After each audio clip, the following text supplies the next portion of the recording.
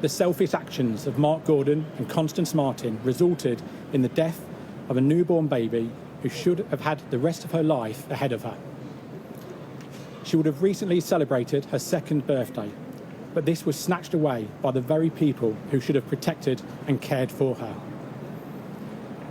This was an incredibly challenging investigation for the hundreds of officers who were involved in the search. Our main focus throughout the search was finding Victoria alive, and we all remain devastated by her death. As anyone who's followed this trial will know, it was an incredibly complex investigation. Mark Gordon and Constance Marten deliberately avoided the authorities and continued to shield Victoria from us even after their arrest. This meant even the most experienced child pathologists in the country were unable to establish the cause of Victoria's death. We know today's verdict won't bring Victoria back, but I'm pleased our painstaking investigation has resulted in those who caused her death being brought to justice. Victoria's death was completely avoidable. The couple had plenty of opportunities to do the right thing and come forward to ask for help. They knew throughout that officers were looking for them and baby Victoria.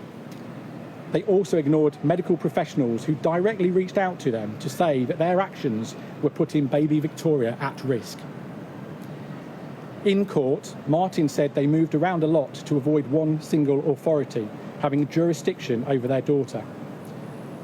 Marten stated that her children had been stolen by the state, referring to the social care system after her previous 4 children were removed from her by the family court. I would like to personally thank the media for the positive support you showed throughout this search, the many members of the public who reported sightings, and Sussex Police for the support provided in the arrests and subsequent search for Victoria. This support was incredibly important to the investigation throughout. Speaking personally as a father, I find it hard to comprehend how instead of providing the warmth and care that their child needed, Mark Gordon and Constance Marten chose to live outside during freezing conditions to avoid the authorities, causing the death of baby Victoria. Throughout the trial, both defendants made repeated attempts to disrupt and frustrate the judicial process, employing tactics designed to undermine proceedings and shift the focus away from the serious charges that they faced. Their behaviour ranged from non-cooperation and persistent interruptions aimed at delaying this progress.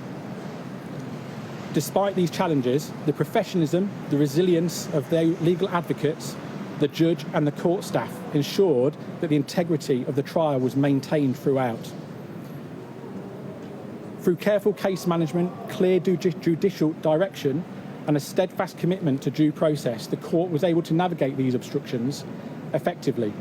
As a result, the jury remained focused on the evidence and found them rightfully guilty. I would like to finish by thanking all of the Met's homicide team for the resilience in the face of extremely hard investigation, and I would like to give a special thanks to DCI York, who led the specialist crime team throughout this investigation. Thank you very much.